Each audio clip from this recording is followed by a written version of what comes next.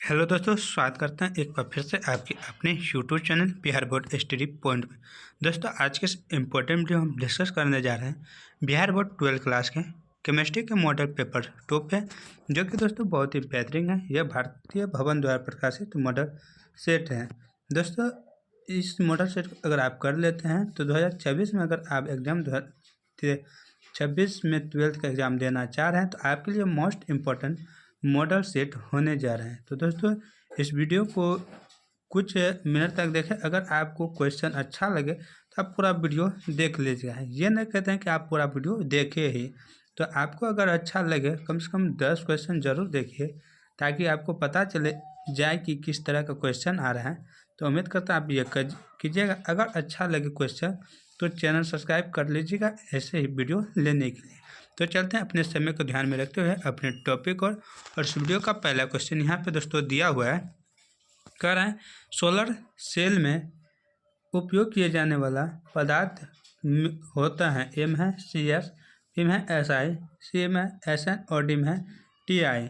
तो solar cell में दोस्तों, सोलर सेल उसको कहते हैं जैसे हम सूरज के प्रकाश से विद्युत उपयोग करते हैं, विद्युत बनाते हैं दोस्तों, उसको सोलर सेल कहते हैं। जैसे आप लोग घर में देखोगे सोलर सेल वाला लाइटर, जिसके ऊपर में काला बैटरी रहता है, उस पर सिलिकॉन का परत चढ़ा रहता है इस तरह का। तो दोस्तों, उससे हम बैटरी चार्ज करते हैं और उपयोग करते हैं बिजली में। तो दोस्तों, इनका जो राइट आंसर दोस्तों वो क्या होगा, तो सिलिकॉन होगा। इसका ऑप्शन नंबर बी बिल्कुल राइट आंसर है। तो दोस्तों, चलते हैं नेक्स्ट क्वेश्चन की ओर। नेक्स्ट क्वेश्चन यहाँ पे दोस्तों दिया हुआ है। कह रहे हैं दोस्तों कि फलक केंद्रित इकाई सेल में चतुष्फल के रिक्तियों की कुल संख्या होती है। ए में 6, बी में 8, सी में 10 और डी में 12। तो कहता है चतुष्फल के रिक्तियों की संख्या कुल कितना होता है। तो दोस्तों, इनका जो राइट आंसर है दोस्तों 8 होता है। इसका ऑप्शन नंबर बी बिल्कुल राइट आंसर है। दोस्तों, कैसे होता है आप जानते हैं, FCC संरचना में जो प्रत्येक परमाणु के साथ 2 चतुष्फल के रिक्तियाँ होती है। कितना दोस्तों, 2 होती है। और दोस्तों यहाँ पे चतुष कर रहा है तो यहाँ पे गुना कर देंगे 4 से, तो बराबर कितना हो जाएगा, 8 हो जाएगा। तो ये आप ध्यान रखिएगा। तो कैसे दोस्तों, आप ये याद रखिए कि FCC इकाई में यानी फलक केंद्रित इकाई में सेल के जो प्रभावित परमाणु होता है वह 4 होता है। यहाँ पे चतुर्थ पूरा है तो उसको 2 से गुना कर दें तो हो जाएगा। तो चलते हैं नेक्स्ट क्वेश्चन की ओर। नेक्स्ट क्वेश्चन है यहाँ पे दिया हुआ, उस आयनिक यौगिक की चतुष्फल की आकृति होती है जिसमें r⁻+ और बटे r⁻- का मान निम्नलिखित में से किसके बराबर होता है। तो दोस्तों, r⁻+ बटे r⁻- जो मान होता है दोस्तों वह ये ऑप्शन नंबर डी 0.225 से 0.415 के बीच होता है। ऑप्शन नंबर डी बिल्कुल राइट आंसर है। इसका आप ध्यान रखिएगा, यह ज़्यादातर नहीं पूछा जाता, इसलिए दोस्तों इसको नहीं बताएं। नेक्स्ट यहाँ पे दिया हुआ है कि निम्नलिखित में किसका हिमांक अवनमन अधिकतम होगा। हिमांक अवनमन दोस्तों अधिकतम पूछ रहे हैं किसका होगा। ए में K2SO4, बी में NaCl, सी में यूरिया और डी में है glucose. K2SO4 potassium cyanide, potassium sulphate, B में है NaCl सोडियम क्लोराइड और सी में है यूरिया और डी में है ग्लूकोज। तो दोस्तों, आप ग्लूकोज का सूत्र बताइए यहाँ पे कमेंट करके। तो इनका दोस्तों जो राइट आंसर है दोस्तों वह है K2SO4।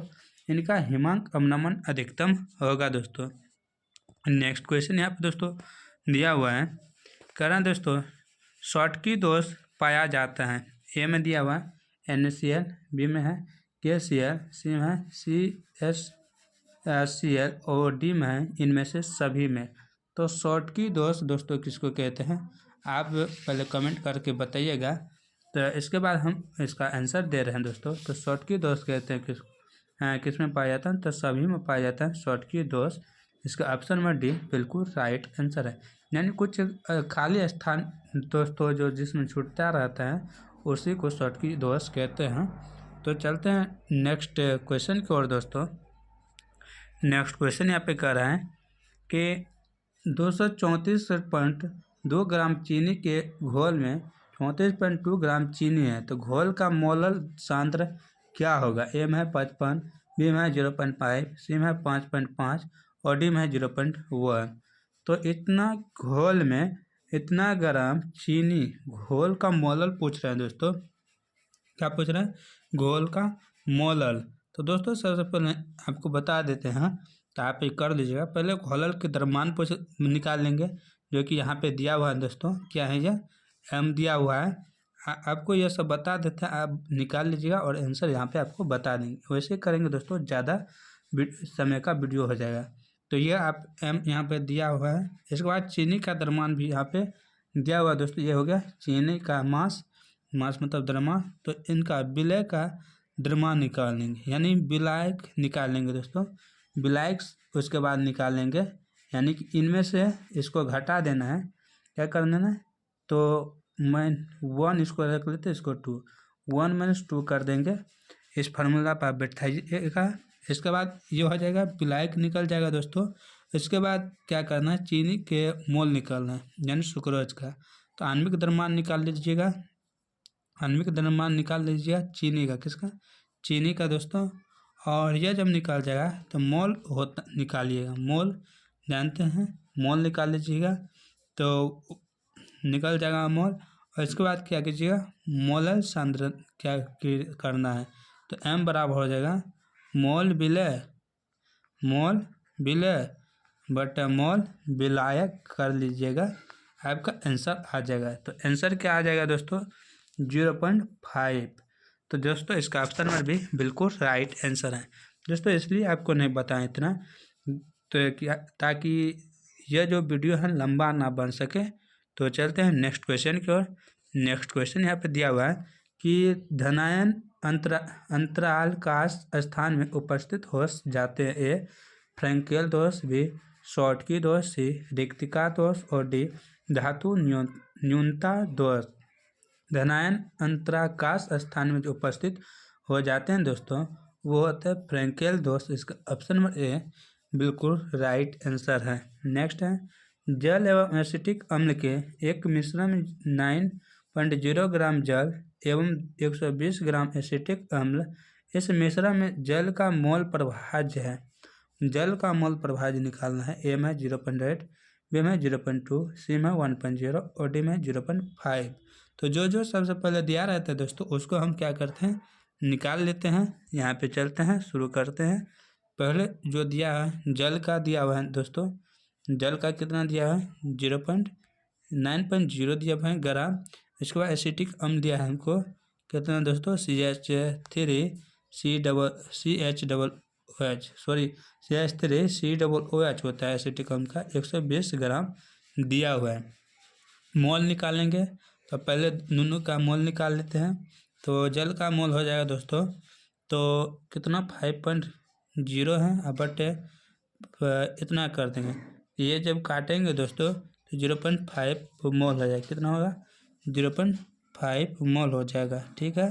फिर जब एसिटिक अम्ल का निकालेंगे, एसिटिक ये दे दिए हैं, एसिटिक अम्ल का जब निकालेंगे दोस्तों मोल, 120/60 होगा।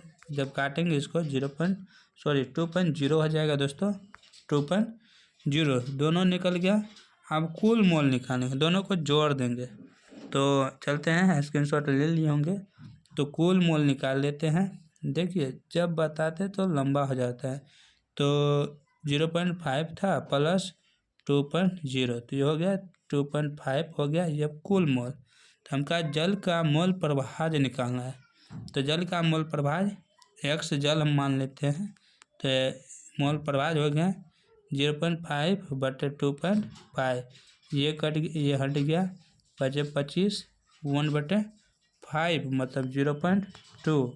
तो इनका जो राइट आंसर है ऑप्शन नंबर बी बिल्कुल राइट आंसर है। चलते हैं नेक्स्ट क्वेश्चन की ओर। नेक्स्ट क्वेश्चन यहाँ पे दिया हुआ है दोस्तों। कह रहा है मोललता को व्यक्त किया जाता है। ए में ग्राम पर लीटर, बी में मोल पर लीटर, सी में मोल पर किलोग्राम और डी में इनमें से कोई नहीं। तो मोललता को जो व्यक्त करते हैं मोल पर किलोग्राम व्यक्त करते हैं। इसका ऑप्शन नंबर सी बिल्कुल राइट आंसर है। नेक्स्ट है, प्रथम कोटि अभिक्रिया के वेग स्थिरांक की इकाई है। ए में है मोल पर लीटर सेकेंड, बी में है पर सेकेंड, सी में है पर मोल लीटर पर सेकंड और डी में है पर मोल लीटर इसका पर सेकंड। इसका जो राइट आंसर होगा दोस्तों वो होगा ऑप्शन नंबर बी, बिल्कुल राइट आंसर है। नेक्स्ट टाइम विद्युत अपघटन की क्रिया में कैथोड पर होता है, एक होता है दोस्तों एनोड, क्या होता है एनोड होता है दोस्तों, और दूसरा होता है कैथोड। तो विद्युत अपघटन में की जो क्रिया होती है उनमें कैथोड पर क्या होता है, यह पूछ रहा है। अब ऑक्सीकरण, बी अपघटन, सी विघटन और डी जल अपघटन। तो दोस्तों यहाँ पे जो होता है अपघटन होता है, इसका ऑप्शन नंबर बी बिल्कुल राइट आंसर होता है, और एनोड पर ऑक्सीकरण होता है। नेक्स्ट क्वेश्चन यहाँ पे दोस्तों दिया हुआ है कि प्रथम कोटि की कोई अभिक्रिया 32 मिनट 75 प्रतिशत पूरी हो जाती है, तो इसके 50% पूरा होने में कितना समय लगेगा। यानी 32 मिनट में 75% हो रहा है, तो 50% कितना समय में होगा ये पूछ रहे हैं दोस्तों। तो दोस्तों इसको कैसे बनाएंगे, डायरेक्ट हम क्या करेंगे, 75% का समय जो होता है 75% बराबर कितना हो गया दोस्तों, यहाँ पे 2, तो सूत्र होता है 2 गुना क्या करेंगे आयु कर देंगे, क्या करेंगे अर्ध आयु कर देंगे, ये सूत्र हो गया। तो हमको क्या करना है 50% का, तो इस सूत्र पर हम बैठाना है हमको, तो 75 बराबर हो जाता है 32 मिनट, तो 50% बराबर होगा 32 गुना 32 भागा 2, तो काट देंगे तो 16 हो जाएगा, कितना हो जाएगा 16 दोस्तों, 16 इनका राइट आंसर होगा। कितना होगा दोस्तों 16, कहाँ पे है तो 16 मिनट इनका बिल्कुल राइट आंसर है। नेक्स्ट क्वेश्चन यहाँ पे दोस्तों दिया हुआ है ए बी सी और डी धातुओं के मानक इलेक्ट्रॉन क्रमशः इतना वोल्ट है, तो इनमें किस धातु की अवकरण क्षमता सबसे अधिक होगी, ए में है ए, बी में है बी, सी में है सी और डी में है डी। तो इनका जो राइट आंसर है दोस्तों, इनका राइट आंसर ए है, इसका ऑप्शन नंबर ए बिल्कुल राइट आंसर है। नेक्स्ट क्वेश्चन यहाँ पे दोस्तों दिया हुआ है कि निम्नलिखित में कौन सेल हाइड्रोजन एवं ऑक्सीजन के रासायनिक ऊर्जा को विद्युत ऊर्जा में बदलता है, ए पारा सेल, बी डेनियल सेल, सी ईंधन सेल और डी लेड संचय सेल। हाइड्रोजन एवं ऑक्सीजन के रासायनिक ऊर्जा को विद्युत ऊर्जा में बदलता है, जब ये दोनों दोस्तों मिलता है तो विद्युत ऊर्जा में बदल जाता है, तो कौन सा है तो ईंधन सेल है, इसका ऑप्शन नंबर सी बिल्कुल राइट आंसर है। नेक्स्ट यहाँ पे निम्न में से कौन सर्वाधिक ऑक्सीकरण अवस्था प्रदर्शित कर सकता है, ए में एस सी, बी में एफ ई, सी में जेड एन और डी में एम ए। तो दोस्तों एस्केलियम, बी में है लोहा, सी में है जिंक और डी में है मैग्नीशियम। तो मैग्नीज नहीं दोस्तों मैग्नीशियम, एम मैग्नीशियम। तो दोस्तों इनका जो राइट आंसर हो दोस्तों क्या होगा, तो ऑप्शन नंबर डी होगा। नेक्स्ट क्वेश्चन यहाँ पर दोस्तों दिया हुआ है कि Mg और Al के मैग्नीज और एल्युमिनियम के मानक ऑक्सीकरण विभव क्रमशः इतना वोल्ट है, तो अतः रासायनिक अभिक्रिया में Mg क्या होगा, ए में है Al द्वारा विस्थापित होगा, बी में Al को विस्थापित नहीं करेगा, सी में Al को विस्थापित करेगा और डी में इनमें से कोई नहीं। तो दोस्तों यह क्या करेगा Al को विस्थापित कर देगा, यानी एल्युमिनियम को विस्थापित करेगा। ऑप्शन नंबर सी बिल्कुल राइट आंसर है। नेक्स्ट क्वेश्चन है क्या ना दोस्तों कि अभिक्रिया ए प्लस बी प्लस सी बराबर प्रोडक्ट की दर इतना है तक के द्वारा व्यक्त किया जाता है, तो इस अभिक्रिया की कोटि होगी, कोटि उनका पावर होता है दोस्तों, उनको हम जोड़ लेंगे कितना हो जाएगा 1 प्लस यहाँ पे हाफ 1, तो 2 हो जाएगा। तो इनका जो राइट आंसर है दोस्तों ऑप्शन नंबर बी बिल्कुल राइट आंसर है। सीधा दोस्तों क्या करता है अभिक्रिया की कोटि उनको जोड़ लेते हैं उनका पावर को। नेक्स्ट क्वेश्चन यहाँ पे दोस्तों दिया हुआ है करा निम्नलिखित में प्रथम कोटि की अभिक्रिया के वेग स्थिरांक की इकाई ए में है पर टाइम, बी में है मोल पर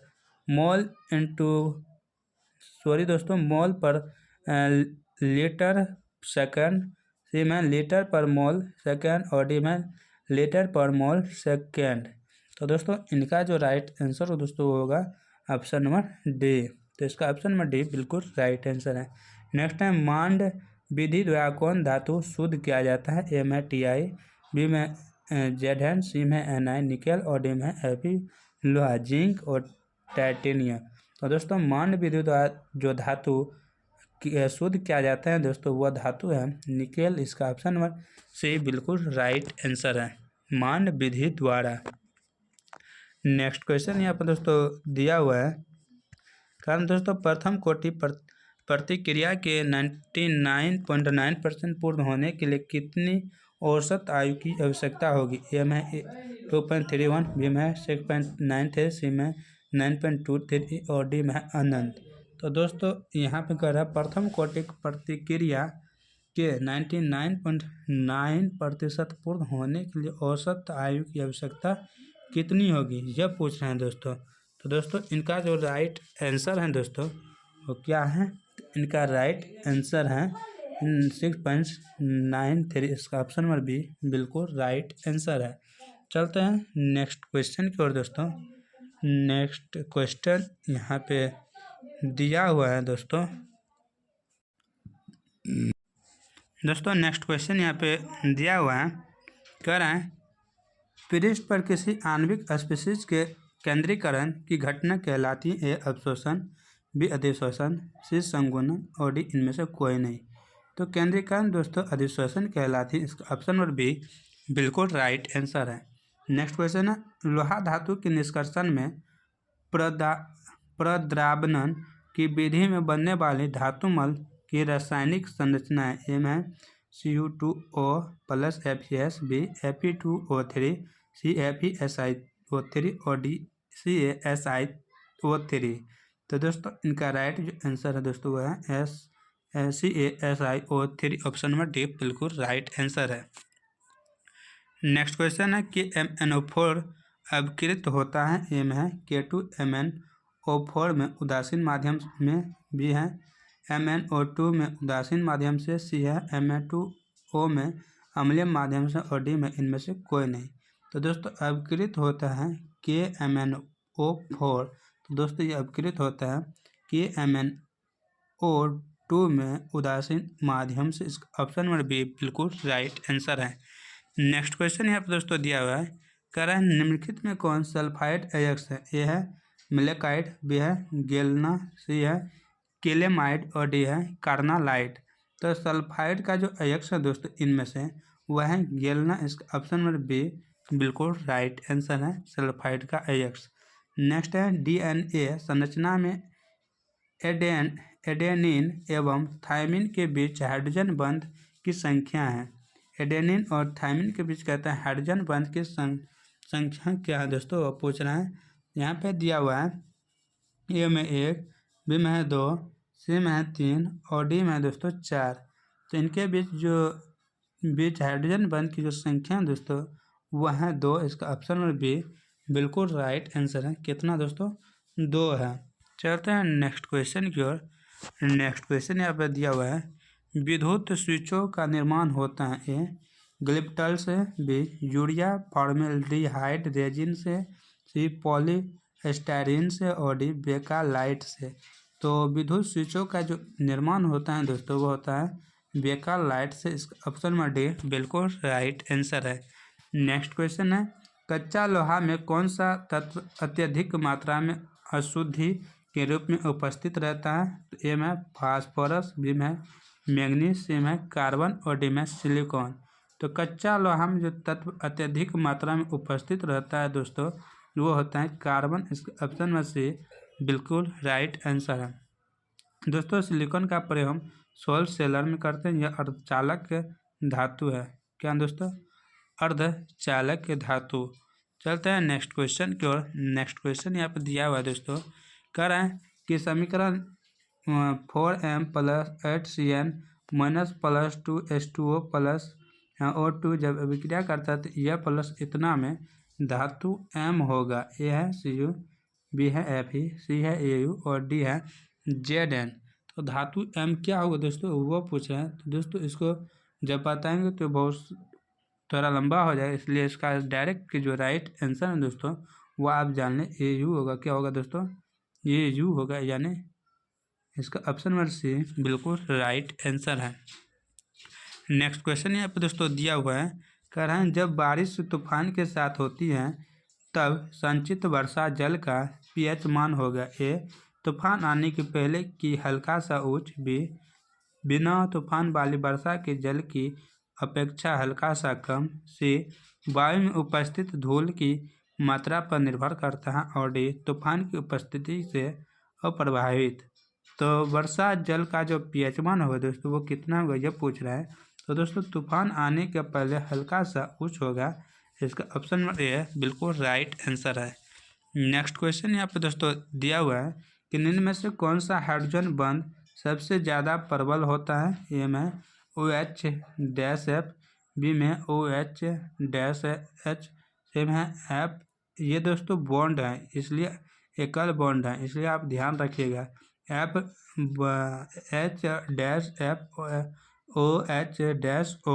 तो इनका कहता है हाइड्रोजन बंध सबसे ज़्यादा प्रबल कौन होगा। दोस्तों यहाँ पे क्या रखे, तो दोस्तों यहाँ पे जो होगा ये ऑप्शन नंबर सी वाला राइट आंसर होगा, ऑप्शन नंबर सी। नेक्स्ट यहाँ पे दोस्तों दिया हुआ है SF4, CF4 और XeF4 में आणविक आकार है। ए में केंद्रीय परमाणु पर क्रमशः 0 और 1 एकांकी इलेक्ट्रॉन युग्म के साथ समान, बी में केंद्रीय परमाणु पर क्रमशः 1 1 1 एकांकी इलेक्ट्रॉन युग्म के साथ समान। तो दोस्तों इससे के बाद है कि केंद्रीय परमाणु पर क्रमशः 0 1 2 एकांकी इलेक्ट्रॉन युग्म के साथ अलग, और डी में केंद्रीय परमाणु पर क्रमशः, यहाँ पे दोस्तों परमाणु दिया हुआ है, परमाणु पर क्रमशः 1 0 2 एकांकी इलेक्ट्रॉन युग्म के साथ। तो दोस्तों इनका जो राइट आंसर होगा दोस्तों SF4 CF4 और XeF4 में आणविक आकार जो दोस्तों इनका राइट आंसर है ऑप्शन नंबर डी। दोस्तों केंद्रीय परमाणु पर क्रमशः 1 0 2 एकांकी इलेक्ट्रॉन युग्म के साथ, इसका ऑप्शन नंबर डी बिल्कुल राइट आंसर है। नेक्स्ट क्वेश्चन यहाँ पे दोस्तों दिया हुआ है कि चक्रीय मेटा फास्फोरिक अम्ल में P bond O bond P बंध की संख्या है। ए में है 2, बी में है 0, सी में है 3 और डी में है 4। तो दोस्तों इनका जो राइट आंसर है दोस्तों वह है 3, ऑप्शन नंबर सी बिल्कुल राइट आंसर है। कितना दोस्तों, ऑप्शन नंबर सी। चलते हैं दोस्तों नेक्स्ट क्वेश्चन की ओर। दोस्तों नेक्स्ट क्वेश्चन यहाँ पे दिया हुआ है, कह रहा है कि निम्न में से कौन सा सबसे प्रबल ऑक्सीकारक पदार्थ है। ए में F2, बी में Cl2, सी में Br2 और डी में I2।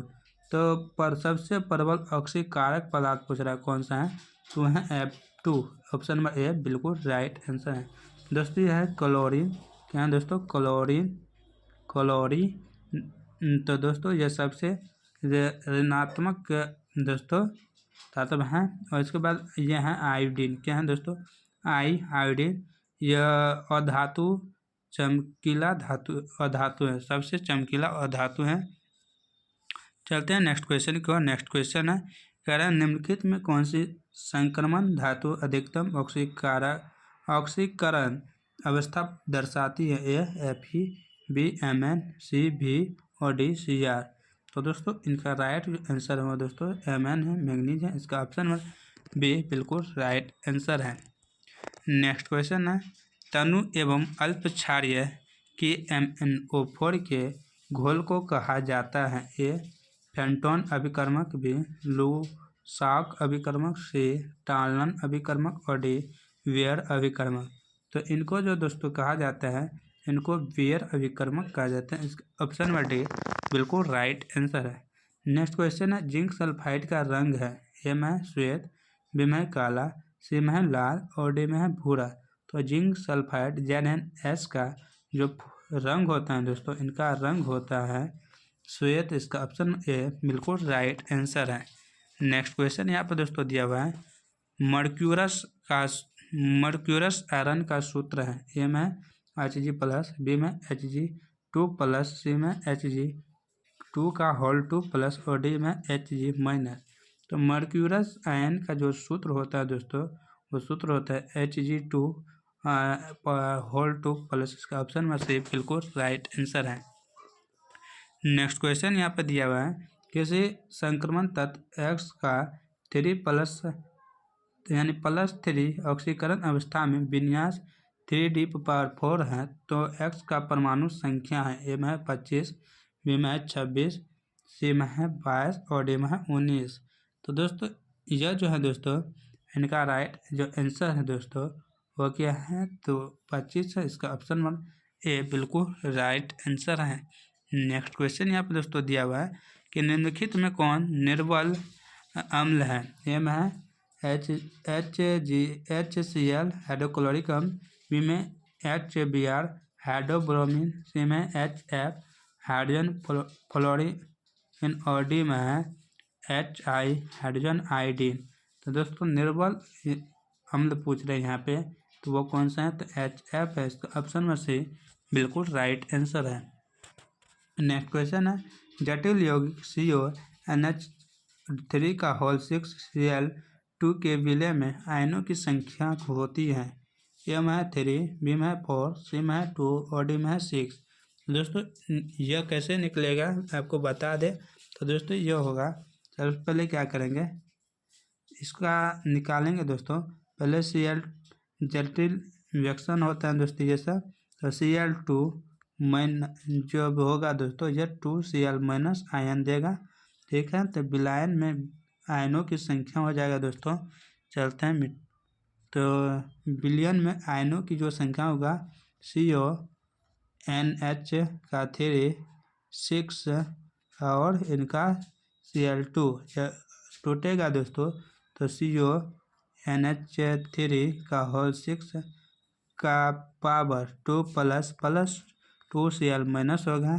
फिर कुल आयनों की संख्या करेंगे, एक केशन प्लस प्लस 2 NeNO। तो दोस्तों जब ये जुटेगा तो 3 हो जाएगा, तो 3 आयन हो जाएगा दोस्तों। तो इसका ऑप्शन नंबर ए बिल्कुल राइट आंसर है, क्या option number A. Next question है यहाँ पे CrNH3 का होल 4 Cl2 में लिंडेड है, ए में है सिर्फ NH3, बी में CONH3 और Cl- सी में है CH3 और Cl और डी में है सिर्फ Cl-। लिंडेड पूछा है दोस्तों, तो लिंडेड इनमें से जो इनका राइट आंसर है दोस्तों वो है ऑप्शन नंबर सी CH3 और Cl। इसका ऑप्शन नंबर सी बिल्कुल राइट आंसर है।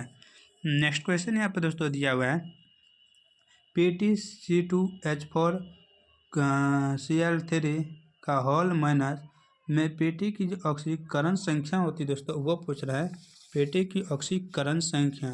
तो दोस्तों Pt का ऑक्सीकरण संख्या कैसे निकालेंगे, तो Pt पूछ रहा है ना, C2H4 और उसके बाद Cl3 है, तो जिसका दोस्तों पूछता है उसको हम रख लेते हैं, तो P हम रख लिए, ठीक है। इसके बाद 3 होता है, माइनस में कर देंगे 1 दोस्तों, क्या करेंगे 1 क्योंकि 3 यहाँ पे दिया हुआ है और 1 कर दिए। इसके बाद प्लस करेंगे 0 कि Cl3 का कुछ ना होता है, तो यहाँ पे बराबर कर देंगे 0। तो Pt यहाँ पे जब इन दोनों गुना करेंगे तो ये -3 होगा दोस्तों, तो बराबर 0, तो Pt बराबर 3 हो जाएगा दोस्तों, तो प्लस में 3। तो इसका जो राइट आंसर है दोस्तों वो होगा ऑप्शन नंबर सी, याद रखिएगा। नेक्स्ट है, जटिल आयन इतना की संरचना वर्ग तलीय है, तो उस जटिल आयन में इतना का प्रसंस्करण है, ए में है DS⁵, बी में S⁵, D⁵, सी में DS⁵ और डी में S⁵। तो उसमें प्रसंस्करण पूछ रहे हैं दोस्तों, तो इनका जो राइट आंसर है दोस्तों क्या है, तो वह सी है DS⁵। इसका ऑप्शन में सी बिल्कुल राइट आंसर है। नेक्स्ट क्वेश्चन, निम्नलिखित में से किसका उपयोग निश्चेतक के रूप में होता है, ए में क्लोरोफॉर्म, बी में आयोडोफॉर्म, सी में एसिटिलीन और डी में मेथेन। तो निश्चेतक के रूप में पूछना है कौन सा है दोस्तों, तो निश्चेतक के रूप में इनमें से है क्लोरोफॉर्म। इसका ऑप्शन नंबर ए बिल्कुल राइट आंसर है। नेक्स्ट क्वेश्चन यहाँ पर दोस्तों दिया हुआ है, निम्न में से कौन यौगिक प्रशीतक है, ए में CO2 COCl2, बी में CCl4, सी में CF2Cl2 और डी में CF4। तो प्रशीतक जो है दोस्तों इनमें से वो हैं CF2Cl2। इसका ऑप्शन नंबर सी बिल्कुल राइट आंसर है। नेक्स्ट है क्लोरोफॉर्म को सांद्र NaOH के साथ गर्म किया जाता है तो निम्न में से क्या प्राप्त होता है? ए में CH3COONA, बी में HCOONA, सी में CH3OH और डी में CHCOOH। तो दोस्तों इनको जब गर्म करते हैं क्लोरोफॉर्म को सांद्र NaOH में तो दोस्तों हमको प्राप्त होता है HCOONA प्राप्त होता है। इसका ऑप्शन में बी बिल्कुल राइट आंसर है। दोस्तों नेक्स्ट क्वेश्चन यहाँ पे दिया हुआ है, कह रहे हैं SN1 अभिक्रिया के लिए निम्नलिखित एल्किल हैलाइड की अभिक्रियाशीलता का क्रम है। इनमें से जो राइट आंसर दोस्तों डायरेक्ट हम बता देते हैं, क्योंकि इतना करेंगे तो समय बर्बाद होगा। तो इसका ऑप्शन नंबर डी बिल्कुल राइट आंसर है। दोस्तों यह पूछा ही नहीं जाता है, इसलिए इसको छोड़ ही दीजिएगा, बहुत ही बेहतरीन है। यहाँ पे दोस्तों अंग्रेजी में दिया है switch off the flowing this a divided लिंगेंट। तो दोस्तों देखते हैं इसका हिंदी भी दिया हुआ है या नहीं। तो दोस्तों इनका हिंदी नहीं दिया हुआ है। तो दोस्तों कह रहा है स्विच ऑफ द फ्लोइंग यानी इज ए डिवाइडेड लिंगेंट। तो ए में है इडियटा, बी में दोस्तों एथिलेंडेमाइन, सी में कार्बोनिक एनहीड्रेस और डी में क्लोरोफिल। तो दोस्तों इनका जो राइट आंसर है दोस्तों इनका राइट आंसर है ऑप्शन नंबर बी बिल्कुल राइट आंसर है। नेक्स्ट क्वेश्चन यहाँ पे दोस्तों दिया हुआ है, कह रहा है दोस्तों कि निम्नलिखित में कौन तृतीयक संक्रमण श्रेणी का सदस्य नहीं है? ए में TI, बी में B, सी में CU और डी में AG। तो तृतीयक संक्रमण श्रेणी का इनमें से जो सदस्य नहीं है दोस्तों वो है AG। इसका ऑप्शन नंबर डी बिल्कुल राइट आंसर क्या है? AG। दोस्तों चलते हैं नेक्स्ट क्वेश्चन की ओर। कहते हैं C6H5Mg Br का निम्न से के साथ क्रियाशीलता का सही क्रम कौन सा? इनमें से कौन सा सही क्रम पूछ रहे हैं दोस्तों, कौन सा सही क्रम है वो पूछ रहे हैं। तो इनका राइट आंसर है दोस्तों क्या है? ऑप्शन नंबर सी बिल्कुल राइट आंसर है, जो कि यहाँ पे दिया हुआ है दोस्तों राइट आंसर है। नेक्स्ट क्वेश्चन कहते हैं कि फिनॉल उदासीन विलयन के साथ कैसा रंग देता है? ए नीला, बी बैंगनी, सी लाल और डी हरा। तो फिनॉल उदासीन विलयन के साथ जो रंग देता है दोस्तों वो कैसा रंग देता है? तो बैंगनी रंग देता है। इसका ऑप्शन नंबर बी बिल्कुल राइट आंसर है। नेक्स्ट है डाएथिल ईथर को प्राप्त करने के लिए ब्रोमोएथेन को निम्नलिखित यौगिक में किसके साथ गर्म किया जाता है? ए एथेनॉल के साथ, बी शुष्क ईथर में सोडियम के साथ, सी एथेनॉल एवं सोडियम के साथ और डी हाइड्रोक्लोरिक अम्ल के साथ। तो दोस्तों इनका राइट जो आंसर है दोस्तों वो है एथेनॉल एवं सोडियम के साथ गर्म किया जाता है। इसका ऑप्शन नंबर सी बिल्कुल राइट आंसर है। नेक्स्ट क्वेश्चन है एसीटेटमाइड को फास्फोरस पेंटाऑक्साइड के साथ गर्म करने पर प्राप्त होता है? ए CH3CN, बी CH3COOH, सी CH3NH2 और डी इनमें से कोई नहीं। तो दोस्तों हमको यहाँ से जो गर्म करने पर इन दोनों को प्राप्त होता है दोस्तों क्या प्राप्त होता है? तो CH3CN प्राप्त होता है। इसका ऑप्शन ए बिल्कुल राइट आंसर है। दोस्तों नेक्स्ट क्वेश्चन है C2H5NH2 एवं C6H5NH2 में विभेद निम्नलिखित में कौन अभिकर्मक उपयोगी होता है? ए हिंसबर्ग अभिकर्मक, बी बीटा-नेथोल, सी CHCl3 पर KOH और डी NaOH। तो दोस्तों इनका राइट आंसर है दोस्तों बीटा-नेथोल। इसका ऑप्शन नंबर बी बिल्कुल राइट आंसर है। नेक्स्ट क्वेश्चन है निम्नलिखित में किसका उपयोग फॉर्मेलिन के रूप में होता है? ए CHHO, B CH3CHO, C CH3CH2 CHO और D CH3O CH3CO CH3। तो दोस्तों फॉर्मेलिन के रूप में जो होता है दोस्तों वो होता है CHHO। दोस्तों HCHO होता है। इसका ऑप्शन में ए बिल्कुल राइट आंसर है, HCHO। नेक्स्ट क्वेश्चन है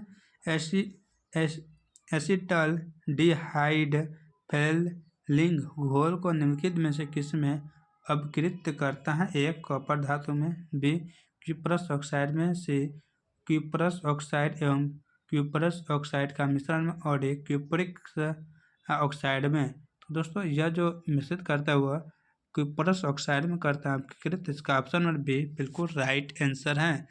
नेक्स्ट क्वेश्चन यहाँ पर दोस्तों दिया हुआ है, कहते हैं एसिटेल्डिहाइड की अभिक्रिया क्लोरीन के साथ होने पर निम्नलिखित में कौन बनाता है? ए में एसिटिल क्लोराइड बनता है, बी में डाइक्लोरो एसिटिक अम्ल बनता है, सी में क्लोरोल बनता है और डी में इनमें से कोई नहीं। तो दोस्तों यह जो बनता है क्लोरोल बनता है, इसका ऑप्शन नंबर सी बिल्कुल राइट आंसर है।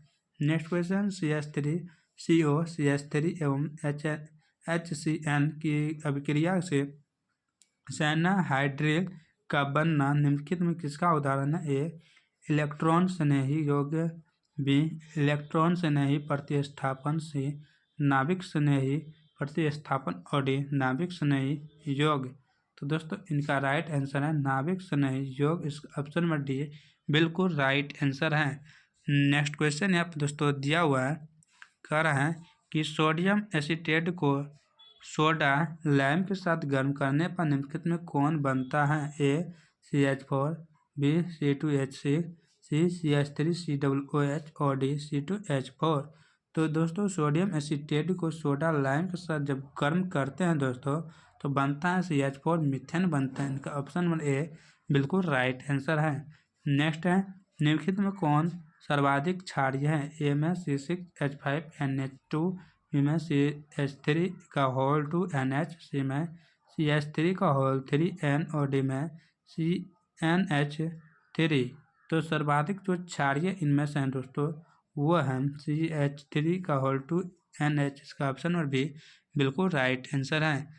नेक्स्ट क्वेश्चन यहाँ पर दोस्तों दिया हुआ है कि निम्नलिखित में कौन सर्वाधिक मीठी शर्करा है? ए में सुक्रोज, बी में फ्रुक्टोज, सी में माल्टोज और डी में लैक्टोज। तो सर्वाधिक मीठी शर्करा पूछ रहा है, इनमें से कौन सा है?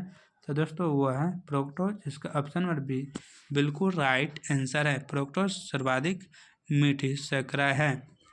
नेक्स्ट क्वेश्चन यहाँ पर दोस्तों दिया हुआ है, कहता है प्रोटीन में बीटा प्लेटेड शीट संरचना निम्न में से किसका उदाहरण है? ए में प्राथमिक संरचना, बी में सेकेंडरी संरचना, सी में टर्शरी संरचना और डी में क्वाटरनरी संरचना। तो बीटा प्लेटेड शीट जो संरचना है दोस्तों यह संरचना है सेकेंडरी संरचना का उदाहरण। इसका ऑप्शन नंबर बी बिल्कुल राइट आंसर है। नेक्स्ट क्वेश्चन एनिलीन एवं एसिटेल्डिहाइड प्रतिक्रिया कर बनाते हैं? ए कार्बाइल एमीन, बी नाइट्रोबेंजीन, सी एमीन और डी एस्कीफस बेस। तो दोस्तों यह बनाते हैं एस्कीफस बेस। इसका ऑप्शन नंबर बी डी बिल्कुल राइट आंसर है। नेक्स्ट क्वेश्चन है निम्नलिखित में कौन सा पिरिमिडीन भस्म जो RNA में उपस्थित रहता है किंतु DNA में नहीं? ए ग्यूनिन, बी थायमिन, सी एडेनिन और डी यूरेसिन। तो दोस्तों यह जो राइट आंसर है इसका वह है यूरेसिन। इसका ऑप्शन नंबर डी बिल्कुल राइट आंसर है। नेक्स्ट क्वेश्चन है कि एथिल एमीन को HgCl की उपस्थिति में CH2 के साथ गर्म करने पर बनता है, क्या बनता है? ए में है CH2H5NCH, बी में C2H5 का होल 2S, सी में C2H5 का होल 2CS और डी में इनमें से कोई नहीं। तो दोस्तों इनका राइट आंसर C2H5NCH। इसका ऑप्शन ए बिल्कुल राइट आंसर है। नेक्स्ट क्वेश्चन है निम्नलिखित में कौन वसा में विलय विटामिन है? A vitamin B12, B vitamin B6, C vitamin C और डी विटामिन K। तो विटामिन विलय होता है वसा में। तो दोस्तों वो कौन सा विटामिन होता है? तो विटामिन के होता है। ऑप्शन नंबर डी बिल्कुल राइट आंसर है। जल में विलय होता है गाय भैंस पानी बी और सी, ये दोस्तों जल में विलय होता है। इसके अलावा सब वसा में होता है। नेक्स्ट क्वेश्चन यहाँ पे दोस्तों दिया हुआ है, फिनोल नील में से किसके निर्माण में प्रयुक्त होता है? ए बेकेलाइट, बी पॉलीस्टाइरीन, सी नायलॉन और डी पीवीसी। तो फिनोल नील में से किसके निर्माण में प्रयुक्त होता है यह पूछ रहे हैं दोस्तों, वह बेकेलाइट के निर्माण में प्रयुक्त होता है। इसका ऑप्शन नंबर ए बिल्कुल राइट आंसर है। नेक्स्ट क्वेश्चन, स्टार्च का कौन सा भाग जल में अविलय है? ए एमाइलोपेटी पेक्टिन, बी एमिलोज, सी सेल्यूलोज और डी इनमें से कोई नहीं। स्टार्च का कौन सा भाग जल में अविलय होता है यानी जल में घुलता नहीं है दोस्तों, तो वह एमाइलोपेक्टिन न होता है। इसका ऑप्शन में ए बिल्कुल राइट आंसर है। तो दोस्तों आज की वीडियो यहीं समाप्त करते हैं। यह वीडियो आपको कैसा लगा आप कमेंट कर जरूर से जरूर अपनी राय बताइएगा।